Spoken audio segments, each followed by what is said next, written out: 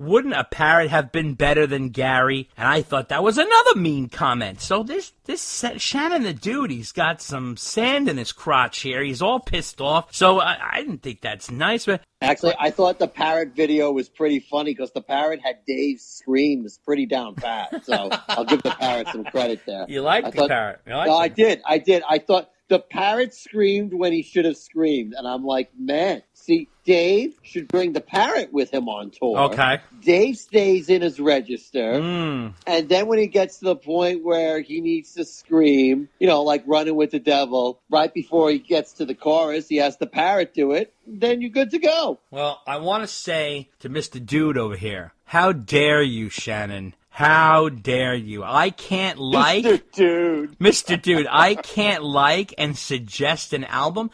I don't care if it's somebody else's album, an unknown artist. I still love the album. But the fact that it's Wolf's album, for the record, I'm not putting in any Hall of Fame. I just love the fucking album. I saw the band on tour. I love the album. I'm excited about it. I've been waiting a long time for this fucking thing, and it actually lived up to my expectations. It surpassed it, I should say. So I'm not feeling guilty about this, and I would suggest that you don't make me feel guilty about this. But, it's all right, Mr. Dude. We'll see the next time your letter gets into the mailbag. We'll see what happens now. You want to be smart? You want to be wise? We'll see what happens. So, I'm just kidding.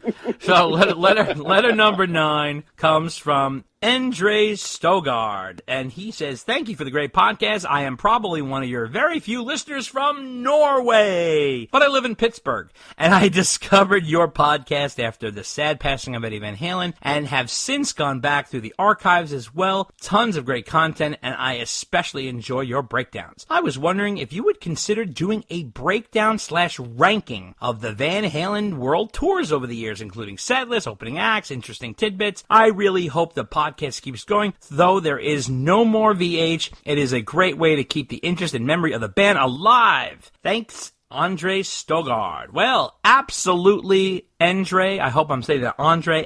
He spells it E-N-D-R-E. Andre, I'm assuming. Okay. Yes, that will definitely happen. It's imminent for sure. I would absolutely love to do that. I want to say welcome aboard. Thank you so much for listening to the pod. Anything to say, Dave? No, thank you for the compliment. Appreciate you listening. And thank you for the suggestion. That's not a bad one. Yeah, it's great. It's going to be a little tough since we didn't see each and every tour, but we can certainly rank them based on set lists and bootlegs and stuff like that. So thank you. So if anybody ever has a suggestion, you're certainly welcome to bring them on. Sometimes we're like, oh, that's a great idea, and we'll incorporate it in the future for sure. Well, speaking of suggestions, Dave, this guy is back, and his name is Ty Matajowski. And if you remember, Ty's the one who wrote in about us doing how Van Halen connects with country music. And he says, it's really cool that you read my email on your last podcast mailbag segment. Just to clarify, I wasn't suggesting a full episode of the Van Halen intersections with country music, just a segment. And I agree with the assessment that the band only dabbles in this genre of music, albeit in conspicuous ways. We do see VH incorporating a finger-picking style made famous by country music icon Chet Atkins in Finish What You Started. And Eddie Van Halen even wears a cowboy hat and boots in the video.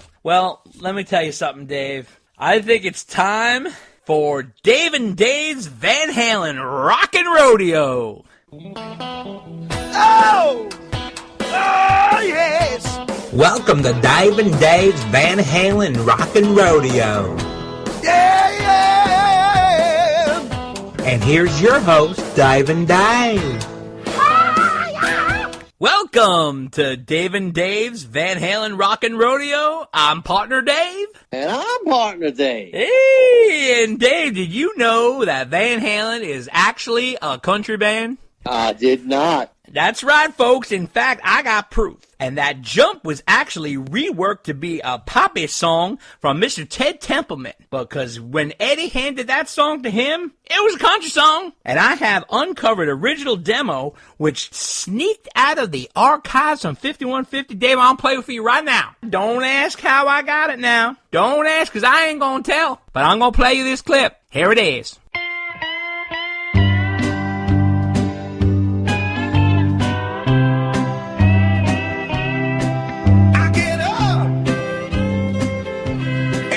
Gets me down. You got it tough,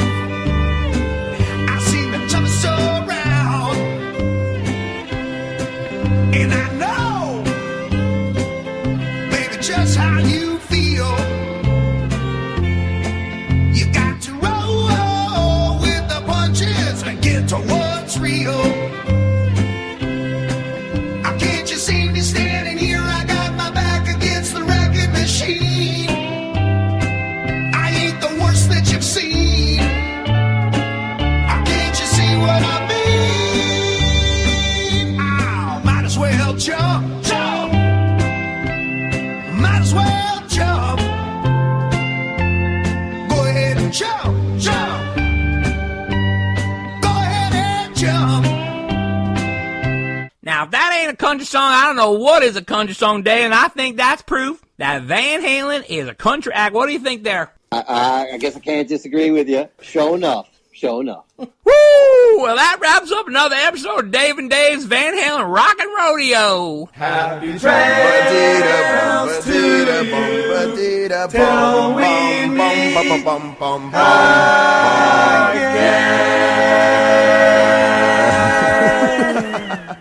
Nothing better than two Long Island guys trying to make a country accent.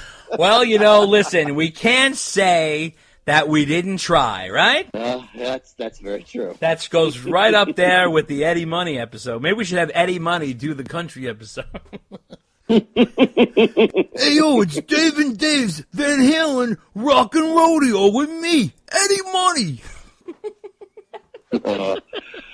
Now we're just getting silly. As the hour's getting late. So we're on to letter number 11, and this comes from, we know him as the perfect letter writer, Eric Torbick from New Jersey. He says, "What up, guys? I have recently had a chance to introduce Van Halen to someone who heard of them but wasn't totally familiar with them. I chose two clips, Unchained from Oakland 1981 and 5150 from Live Without a Net. I think those two clips really represent the band well, and yes, I consider them two different bands as well. If you had a chance to show a fan one clip, what would you choose? And I hope this lives up to my perfect letter status." Well, it does, Eric. He has these perfect, bite-sized letters, straight and to the point, and they're always good questions. So yes, Eric, your status is still good and going strong. And for me, I'd have to say the video to Panama, because I think the video to Panama kind of shows the spirit and humor and total vibe of Van Halen. I think if you never ever saw Van Halen, heard of Van Halen, you don't even know who they are. If I played you the video for Panama, you would at least have an understanding about the band. What do you think, Dave? Wow, good choice. Good choice. Yes, I agree. Okay. All right, cool. No, the live video for Unchained definitely shows the live power of the band. No, sure. Okay, I agree with you, and I love that song. As we all know, Dave and I think that's the perfect Van Halen song. We named the podcast after. Yes. However, I think that if you really want to give someone a bite-sized taste of who the band is, I think you get a little more understanding of who that band is with Panama. Live, yeah, the raw power, the sound, you get the crunch, and you certainly get the vibe and the sound of Van Halen, but I think Panama does that, but then it also expands it more because Van Halen was a very colorful, kind of humorous, rockin' band. So I think it kind of has all the elements. Not so much the song, but the video. So no, I agree. Your points are very valid. Yeah. Okay, yes, cool. Yes. Letter number 12 comes from Cactus Pete Martins from Mesa, Arizona. And he says, "I have Van Halenized my Tesla." And he sent us pictures and he says, "What do you think? Both good and trunk T logos, as well as a steering wheel and the wraparound middle console." So what he did was, on the Tesla logos, he decorated them with Eddie's stripes.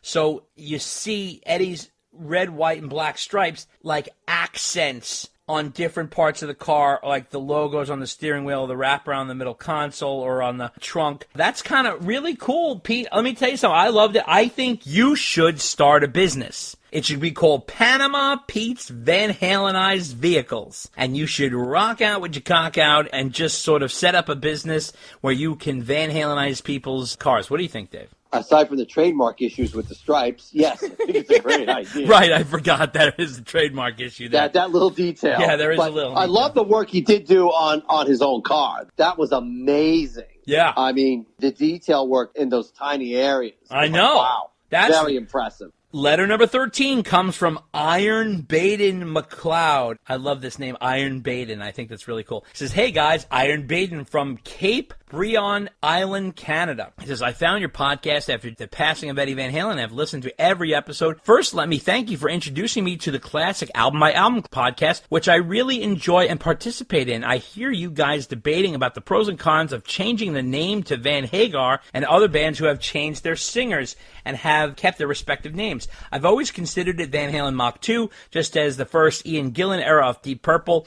I would also like to consider Creed, 3 multi-platinum albums, and arguably the biggest post-grunge era band. When Scott Stapp leaves and goes solo, the original 3 members get Miles Kennedy and they become Alter Bridge. If they keep the Creed name, do they continue the success? I wonder if they had any record company pressure. If Van Halen changes the name, let's put Van Hagar aside, to another name, something else. How successful would 5150 be? It is a great album, but I don't think they would have survived past OU812. And as far as Gary is concerned, I was stoked when I heard he was joining. When I first heard Porno Graffiti, I thought he would be awesome in VH. They should have done a couple of short tours and worked him in. They dropped the ball on that one. Iron Baden McLeod. So, listen, history shows that keeping the Van Halen name made sense for marketing purposes for the band, for sure, no matter what we think. However, stylistically, the change, like, for example, let's look at Creed. You give an example, right? Creed had a way more negative stigma to the band's name. So the guys were sort of like happy to drop that name. You know, we're talking about Mark Tremonti and the other 2 guys, but I'm not sure how another name would have done. As far as Gary is concerned, people say he should have toured first. I kind of disagree with that. I really maybe think he really should have just gotten a better producer who worked with Gary